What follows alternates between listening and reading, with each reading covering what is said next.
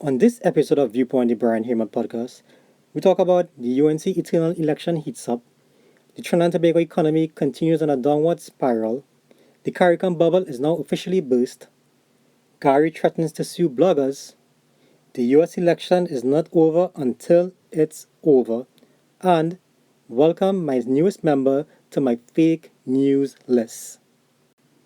Okay, and we're on. Welcome back, folks, to Viewpoint, the Brian Heeraman podcast, episode number what number are we at? Episode number 19. That's where we're at, folks. Oh my god, I can't believe I forgot that number. Okay, so we're not off to a good start so far. But Viewpoint, the Brian Heeraman podcast, episode number 19. That's where we are at. So, first of all, before I begin, allow me to take care of a couple of in-house issues. Firstly, I want to start off by wishing everyone a happy Diwali, a Shubh Diwali. No, I'm not late technically because Diwali takes place over a 3-day period, so I may still quite well be within the period. So allow me to take this opportunity to hope that the goddess Lakshmi continues to shine her blessings upon you and continue to wish you all, everyone, Hindus and non-Hindus alike, peace, prosperity, and good health. The second issue I want to deal with before we get off, I want to first say, I want to apologize actually for not releasing a podcast last week. Last week's podcast should have been episode number 19, yes, but I had some technical issues and I still having some little bit of issues right now. The mic is not what it used to be, so still rectifying that. But bear with me. Eventually, I'm gonna get the sound quality back to where we are custom and probably even better because I have some toys coming in and when those wait. No, no. Let me rephrase that. I have some equipment coming in. This is not a Dr. Raj thing. I have some equipment coming in. When that equipment gets here, the sound quality is going to be even better. So bear with me for the next couple of weeks, probably 3 or 4 weeks. So we're gonna get there. So there are a lot of issues taking place. I feel as though with the last since it's been 2 weeks, I've missed out on a lot, and I've redone episode 19 because I wanted to take into consideration current affairs or updated current affairs and more recent things taking place. So this episode number 19 is going to be pretty update. Um, First of all, there are a couple things that we need to deal with. Well, the obvious elephant, sorry, wait a minute. The obvious elephants in the room has to deal with the US elections and locally the UNC leadership election with Mr. Bharat, Mr. Devan Maharaj going up against Ms. Prasad Bisasa for the UNC. But let's come back to the real elephant in terms of the US election later on in the podcast. And let's focus on the local issues first. That way, we guarantee to get something going with regards to the Bacchanal in Trinidad and Tobago. You know, Trinidad is a Bacchanal country. So, first of all, let's talk about the UNC leadership, Mr. Vasan Bharat and Mr. Devan Maharaj. Now, for all that is said and done with regards to Mr. Devan Maharaj, I don't think he's an issue with regards to this leadership issue. Now, Mr. Maharaj has done a lot with regards to bringing a lot of issues to the court and a lot of truth coming out with regards to the judgments of the court. He brought a lot of issues to the forefront, and personally as a citizen, I am grateful for that because bringing issues and getting justice done in a bigger scheme of things is something that we should all be grateful for. So I'm pretty grateful for that. But in terms of the UNC leadership election, no, that guy is not an issue. He's not a contender in my mind. He's not gonna be one of those persons who you say, hey, you know what, maybe Devan Maharaj has a chance. No, I don't see him as that issue. So not gonna waste our time talking about Mr. Devan Maharaj, but we're still grateful for what he has done. However, Mr. Vasant Bharat, he is one of the contenders, or probably the only other contender going up for leadership of the UNC. But having said that, I think Mr. Devan Maharaj Vasant Bharat is a diplomat. He's an intelligent person. He understands the economy. He understands how finance, in terms of the bigger picture, should operate. More or less, I don't agree with everything that he puts out there, but I think he has a pretty good understanding of what's taking place with the economy. However, I don't think he understands what's taking place with regards to politics on the ground. For example, he's going up for the UNC leadership. The last time he challenged Kamla Prasad for the UNC leadership, Dr. Munilal challenged Kamla Prasad as well. And they both got a song curtailed in terms of the results. Now, Dr. Munilal has decided to opt out of the internal election. He's just going to sit idly by and watch it and see what happens. But Mr. Barrett has decided to continue to throw his hat in the ring to challenge Ms. Prasad Bisasa for the leadership of the party. I honestly don't understand who is advising Mr. Vasan Barrett as it relates to politics on the ground. Because one would have thought that Mr. Barrett would understand that coming out of a general election in August, that the membership, because that's who gets to determine the leadership of the UNC, is the financial members of the party, not just the ordinary John Doe outside there who say they are supporters of the party, but the financial members are the ones to determine what happens with regards to the leadership of the party. Now, those financial members coming out of the August election, they are the ones who get to determine, and they are the ones who, in my opinion, who still have a close tie to Ms. Kamla Prasad Bisasa, with the internal elections coming so close out of the general election. I don't see Mr. Barrett making significant inroads to topple Ms. Kamla Prasad Bisasa. You also have to remember that Ms. Prasad Bisasa have the support of all 18 parliamentarians that were elected into office. They are going to bring out their membership to ensure that she's re-elected, because they would obviously want to ensure that the leader that appointed them was the same leader that continues to lead the party, to ensure that they have a future in the party up the chain. Mr. Barrett does not understand that. Because if Ms. Kamla Prasad Bisasa were to go down the road of exposing Mr. Barrett in terms of why the membership should not select him, I think she has sufficient grounds and ammunition. Because it was Mr. Vasan Barrett during the general election who took no significant steps to campaign for the party, of my knowing.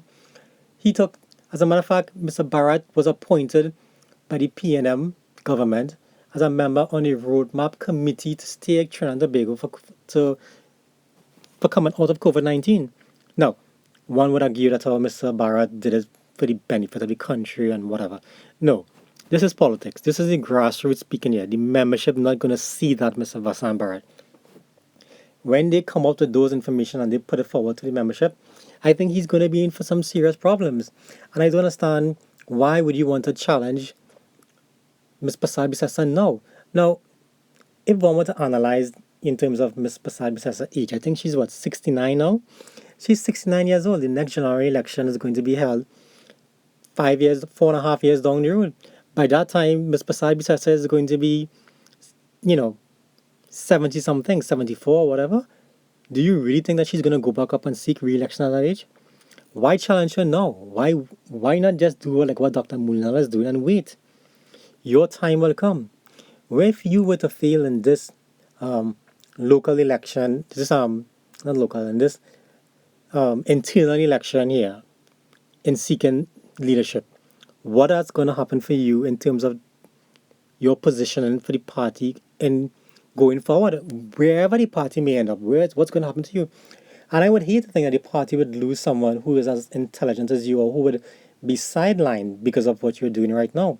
Because like I said, I have a lot of respect for you in terms of your knowledge and all that, but whoever is advising you in terms of the local, what's going on the ground, they're doing you injustice, because they are not telling you exactly what's going on. You cannot defeat right now Ms. Prasad Bisasa right now. It's just it's too much of a long shot. The odds are against you, and I don't know. It's probably too late, but good luck in any given event, and I hope whatever happens for the best of you. But I don't think you're going to win. So I'll leave that at that point for now. So what else is happening in Trinidad and Tobago? What else have I missed out on? Well, back to the economy, Trinidad and Tobago economy. Now, I have always made a prediction, not just in this episode, but in previous episode, that the Trinidad and Tobago economy is going to get significantly worse before it gets any better. And I've made this prediction given all the financial information is out there. And we're seeing more signs every single day.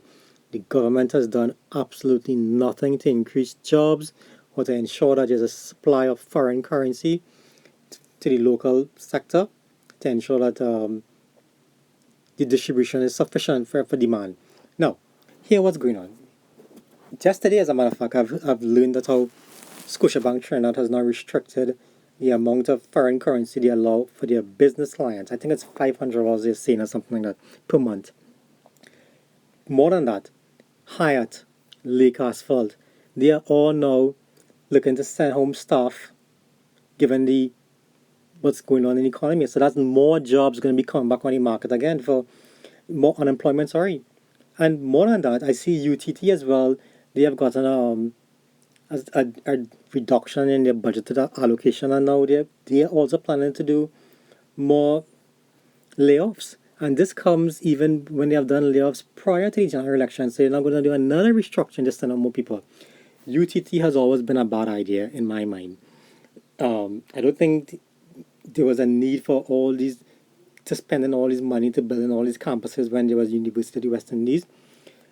The solution back then, in terms of if there wasn't sufficient space, was to increase the capacity of the University of the West Indies, which is what happened over the years. But having said that, the capacity for the University of West Indies has increased. But now we're looking at a situation where GATE now, the funding for GATE is now being reviewed. And having said that the funding is being reviewed right now, GATE is now returning to a means test system whereby students will now have to do a means test to see where they fall in to know what percentage of GATE they're going to be allowed. That whole system of a means test equates to one thing in my mind: failure. It's not going to work because, for whatever it said, Pastor Pandey and Patrick Mann knew exactly what they were doing when they roll out their versions of GATE. Mr. Pandey, in terms of 50% GATE across the board, and then subsequent to that, Mr. Manning coming out saying GATE 100%. Because they understand very well the operations of the bureaucracy of the public service of the whole system. Because they knew that by allowing the bureaucracy to implement government policy to such an extent, one thing is going to happen. If they were to revert to the means test, it's going to be corruption, discrimination, nepotism, and all sorts of things. So the best way to avoid all of that was to allow GATE to be across the board, and that's what they did. This system of a means test basically means that how students are going to have to fill out an application form, put what their household income is, and somebody going to sit by this and determine if that household income is what is true or in fact false. And I'm not quite sure who is going to make the determination of how it's going to be true or not. I mean, this is going to be one big mess whereby students are going to claim it or they're entitled, but they won't given it. Students are going, they're going to be situations where people are going to say, well, how that one get and that one family making this one and that one can afford this. It's going to be a big mess. It's going to result in a lot of civil lawsuits. I suspect that much. So it's always best to not have government policy implemented whereby there's a manual input allowed in making determination as to who gets what. It's always best not to do that. But that's the road they're going down, and let's just see what happens. But more than that, I see now they have also reduced the amount of students who are going to be getting scholarships. There's always been issues with regards to those who got scholarships in terms of parents always saying that how their child was more deserving because they got this marks. So the 100 students now that's going to get these scholarships from 500, I can imagine. But we'll see what goes on. I mean, this is the road, this is the government policy. Like I've always said, elections have consequences. This government won the election and they're entitled to put forward whatever policies that they seem fit. So that's the economy side. I suspect as time goes by, we're going to see more and more indicators that the economy is not doing well, because like I said, the government has done nothing to revive or to ensure the economy keeps ticking over. But having said that, So I see also now the Prime Minister has now come out on his last meeting in terms of the COVID-19 restrictions, and he's reduced the restrictions now, whereby restaurants are now allowed to have dining for 50%, and cinemas as well, 50%. They're allowed to use their concessionaires to sell food and that kind of thing. But the caveat in that whole thing is that restaurants are not allowed to serve alcohol. Now, I don't know how this is going to play out, but for whatever it's worth, I support any mechanism that brings businesses back. Because with businesses coming back, that means jobs coming back. With jobs coming back means people are employed. And whatever it takes to get people employed, I'm all for it. I'm all in. That's how I see that. But having said that, what I would have liked to see, however, is that all these COVID-19 restrictions should have been removed in my mind, because this whole COVID-19 restrictions is nothing more than a big fuss in my mind. It's doing nothing to reduce the spread of the virus. As I recall, um, Minister Yalsing was supposed to review the World Hoax Organization report. Sorry, I have to say this because they're a hoax. I mean, they have this WHO has said so much in regards to lockdowns, and then they've made a whole 360 degrees. But Mr. Yalsing was supposed to review that report and then come out and say what he thinks in the report. I haven't heard anything about it. I haven't heard it. Did Mr. Yalsing say anything about it? Hey, Terrence, what's going on in the report? Anything? You talk to your boy Roshan, you talk to Dr. Hines, anybody? Nothing? But that's just what it is about. You see, these restrictions was never been about the virus. It's always been about control. Now, removing the restrictions in my mind would have better served the economy, because at the end of the day, social distancing is not working. The numbers are still increasing. Mask is not working. The numbers are still increasing. Those measures that they passed, all that crazy mask law and all that, trying to compel people to wear masks. Those, at the end of the day, preventing the spread of the virus, there has to be some level of social responsibility, some level of individual responsibility as well. And if you make people believe that by wearing a mask, you compel them to wear a mask, they're not gonna get the virus, then you you're so far away from the solution that I don't even know what to say. Mask and social distancing is not alone. I mean, somebody could open a door with a virus and somebody else come behind them, touch the same door, and it's that simple to get the virus. This whole issue of lockdowns doesn't work. The World Health Organization has supported me in that statement, and I think it's time that China to be able to recognize that, to let the powers know that this whole lockdown situation is a waste of time. It's time to open back the economy. But I think opening back the economy, there's a problem for them for opening back the economy, because they fully well know when they open back the economy, traveling is now going to be at play, which means the demand for foreign currency is going to be back on the picture again. And there is no foreign currency to supply people who's going to travel. There isn't, as a matter of fact, there's a lockdown right now, and there isn't any foreign currency.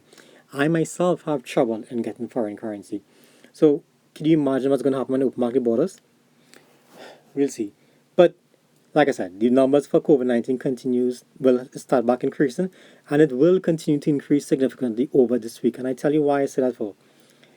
That's going to happen because the numbers were decreasing before, because the government wanted to enter into this Caricom travel bubble, whereby one of the guidelines was that countries needed to have an infection rate of 20 cases per day minimum. Now that the Caricom bubble is burst, they can't agree on the guidelines. You're going to start seeing that how the COVID numbers are going to start back increasing over this week. Because there's no reason to keep the numbers down anymore. The Caricom bubble is non-existent, and it's all going to be back to normal, which is about controlling. The numbers are going to start back increasing. You'll see what's going to happen this week. But we'll see what happens. So, I mean, COVID-19 is going to be here for a while, but I thank God that there's a vaccine that should be coming out now in December. I'm not quite sure when China is going to get a vaccine, but still, the vaccine is always something to be grateful for. It's always something to look forward to put behind us this entire COVID-19 Corona/Chinese virus behind us, because it's not benefiting our economy in any real way. So what's next? What else had I missed out? I saw recently as well the the raffle sheet for patriotic energies is back on. You know, this raffle, and I call it a raffle sheet because at the end of the day, the offer was rejected and now it's back on. They're giving them back a second chance to get their offer in again. So to me, it seems as though this whole patriotic buying out Petrotring refinery is all about ensuring we're going to keep going down this road until patriotic gets the bid right to suit the government's interests. Because you can't tell me you make a bid and then they kick out your bid and then back again you go back and say, hey, you got a second chance, so what is a raffle sheet? If you didn't make it the first time, what about public procurement? What about the second guy down the road? Shouldn't he be given a chance? Why are we beating this dead horse for? It's all about it's never been about um, free bidding, because if it was about free bidding, about public procurement, the public procurement legislation would have been implemented. It would have been signed off by the president, and that way we'd have gotten this refinery done fairly. But it's never been about that. This raffle sheet is going to keep going on until God knows however long. One of the major obstacles for this whole patriotic dealing is the dealings with the Venezuelans. And I think this government is waiting to see the outcome of the US elections and know how far they can push the envelope, because they know fully well that if Patriotic is given this refinery and they deal with Venezuela, Trinidad is going to get significant and immediate sanctions. So they are waiting to see what's going to happen. But I guess we all waiting to see what's going to happen, because it's one of the major assets, one of the major foreign currency units of the country. I don't know if at the sale of this whole Patriotic, if they're going to get priority of fuel, or how far this whole dealing is going to be, but we wait to see. On another issue, I see they're bringing back the anti-gang bill for review or for a renewal, if I can use the word renewal, sometime this week as well. I hope that the opposition does not give support to this anti-gang bill, because for whatever it's worth, the police service has not been able to utilize this anti-gang bill in any significant, that keyword, significant way to reduce the crime. All they have done is take away my rights, make things more difficult for me to operate as a law-abiding citizen with this anti-gang bill than even using the bill to reduce crime. If the bill is of no use to the police service, then why take away the rights of a citizen? Why go to such a far extent, to take away rights from citizens for having a law, just for saying you have a law? See, that's always been a problem with bureaucrats and officers, high public officers.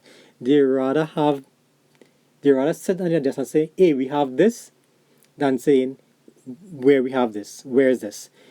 They never use these laws, they never use these bills that is passed in parliament, but I just want to have it. I just don't understand what's the logic in that. It goes back to the mask bill, where they want everybody to wear a mask. Okay, everybody wearing a mask. I'm not seeing the COVID-19 numbers declining. And why pass these bills in the first event, as I've mentioned before, when there's no real way to enforce these bills? I mean, I've seen numerous cases where people posting up on Facebook and whatever, where they are alluding to the fact that they would just take down their mask to drink a soft drink or to drink something or whatever, and they get charged.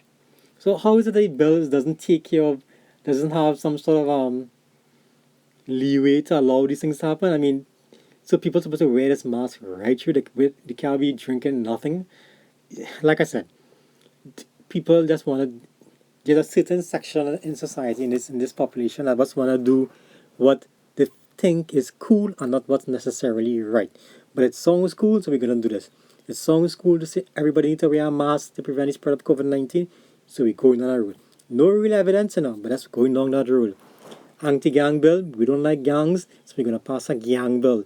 The police service have never used the bill to any significant, or say that even caught, gang members to that point, to reduce crime. But we want to have an anti-gang bill, so we take away the rights of a citizen, and we have an anti-gang bill. It's just crazy how things is operate in this country. But speaking about the anti-gang bill, for some strange reason, I always try not to talk about this Commissioner of Police, Gary, but I see now he's threatening now to sue bloggers.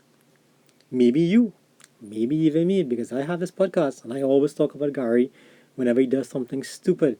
And this statement is a next stupid statement. Gary now wants to be the big techs of the USA, Twitter, YouTube, Facebook. He wants to now take their role in Trinidad and Tobago by threatening to sue anybody that speaks ill of him in terms of what he's doing. He doesn't understand symptoms from cause. The symptom is Gary Griffith being on Facebook, having time to respond to people's ludicrous or whatever comments they make, whether it be good or bad. Where do you find the time to respond to these people's comments? I have no idea. But whenever you give them a response, they now have the ammunition to give you the carrot and the stick approach and feed you down the road, and you just keep responding. I don't understand. Crime is on a rampage in this country, and you seem to have the free time to be on these social media sites responding to nonsensical conversations. Where do you get the time from? I mean, if the crime was being dealt with, then you could say, yeah, fine, but you are the only commissioner of police that I've known in the world who spends so much time on these social media sites, always responding to some stupid, childish complaint. I mean, shouldn't that be beyond you? Shouldn't you be of a higher level that you don't find time to respond to these things? Regardless of how good you are, Gary, or how bad you are, people will always find something to say. That's just the nature of how human beings are. You don't need to react or respond to every single body one comment. It just doesn't make sense. And when you respond, you feed them. But the bigger issue is your attempts to threaten to sue people. I don't understand what is your problem with freedom of speech?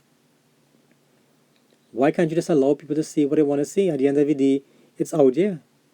But by your attempt to sue people, you're just instigating them to come after you more. There is something called fake accounts, Gary, and people will create fake accounts to come after you, and then you can't prove it's them. I don't understand how you're going to deal with those accounts, but we'll see what's going to happen. So, I want to talk now about the real elephant in the room, and that elephant being the US elections that's taking place right now.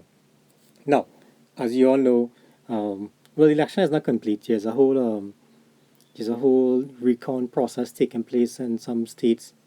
I'll get into the name of the states in a while. In some states, as it relates to Joe Biden becoming the president. Now, technically, he is not president-elect yet. He becomes president-elect in mid-December when the electors go to the Electoral College and nominate him to be president. He then goes to the inauguration ceremony in January 20th and he becomes the president. So he becomes president-elect sometime in December. Right now, he's just a candidate right now. But I don't know why everybody calling him president-elect, but that's just how the system operates. So, the states. Right now, Donald Trump is requesting recounts in Georgia, Wisconsin, Michigan, Pennsylvania, I think Nevada, and I think he's already conceded for Arizona. I'm not 100% sure about that, but I think he has conceded for Arizona. Now, how best do I explain where I come from with regards to this whole recount process? Imagine, for example, August 10th general election in Trinidad and Tobago, and St. Joseph constituency, for example, and there's a recount taking place. The count is going on, for example, right here, and the UNC clerks or poll watchers in the room counting votes, and then all of a sudden, you know what? They put the PNM watchers outside. They board up all the windows, they block everything off, and they start counting votes in the absence of anybody representing the PNM. And then at the end of all of that process, they say, you know what? The UNC wins St. Joseph constituency. What do you think is going to happen? Do you think anybody is going to accept those results in Trinidad and Tobago? Exactly. Back to Pennsylvania right now. That's what the Democrats did in Pennsylvania. In one of the polling booths whereby there was 700,000 votes, they've thrown the Republicans' poll watchers out, counted those ballots in their absence. They've boarded up the windows to prevent anybody from seeing what was taking place inside there. Now, ask yourself this. Donald Trump has requested a recount in that state, right? Regardless of the outcome of that recount, where those votes came in, or wherever they came in from, whether it be mail-in ballots, in the absence of Republicans' poll watchers, when that case finally reaches whatever court it reaches, which judge in you do you think is going to say, you know what? Yeah, we're gonna accept those votes. That's 700 or around 700 around votes. If it is true or not, changes the course of the election because Pennsylvania would then automatically goes to Donald Trump because he would be that 700,000 votes that he's probably be losing by. He's probably less than that. Is going to be thrown out, which is going to kick him to the front, probably to the front. And he's making those claims for other states as well, Wisconsin, Georgia, and Michigan as well. If what happened or what transpired in those states was thrown out by the court, do you think President Biden is going to be, or so-called President-elect Biden is going to be President-elect anymore? It's not over, folks. It's not over by any stretch of the imagination. And Donald Trump is even tweeting that. He is claiming right now that he has won the election. I'm not quite sure if the results are going to be overturned because I don't know to what extent the so-called voter fraud took place. But I'll allow the process to play out and see what happens, see what transpires at the end of the day.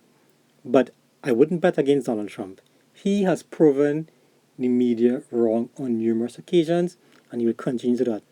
And having said about the media, for your information, the media does not get to declare who is the president.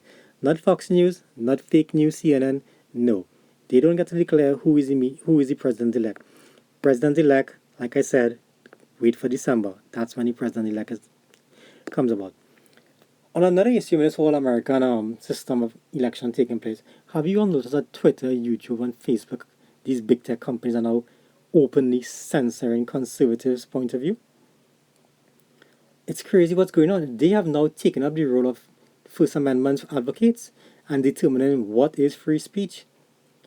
Like I said, I've dealt with this on I think on a previous episode as it relates to what is a platform as compared to what is a publisher. These big tech companies supposed to be platforms, but they are now operating as publishers.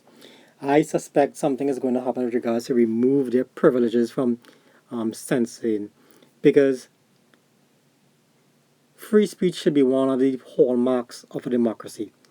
And regardless of what people say, you may not agree with it or not, but let people say it. Let the determination come out. Let the individual has the opportunity to determine what they want to do as it relates to whatever statements that person made. And if I can use the rationale as it relates to some doctor, I think it was Dr. Sarr in Trinidad, who made some racist remarks, and they're now calling for his license to be revoked and whatever. I don't support canceling anybody, revoking anybody's license. Now there was a similar scenario, and I say similar, it's not the exact scenario, with some female doctor who apparently she had mental issues, mental problems, and they revoked her license. If her license was revoked for mental issues, fine, providing that was the case. But if it was because she made some statements or some kind of thing, whether it be she don't like one race of people or whatnot, I don't prescribe to cancel culture in any form or fashion, because I believe in free speech. I believe in you out there letting people know what type of individual you are, and then the individual determine how they want to interact with you or not interact with you. That doctor who made those racist statements, I'm not gonna advocate for him losing his license, because at the end of the day he was in private practice. Let the individuals outside determine if they want to go and sit down next to him and let him write a prescription or give them or if he's going to give them an injection or deal with the healthcare. That's an individual person. This whole basis for people that wanted to cancel it because they say something, it's crazy. I don't subscribe to that. It's not right. It's irrational, because at the end of the day, we all make stupid statements at some point in time. If that were to be the benchmark, then we all will be cancelled at some point in time in our life. So I can't prescribe to those culture, to those stupidness.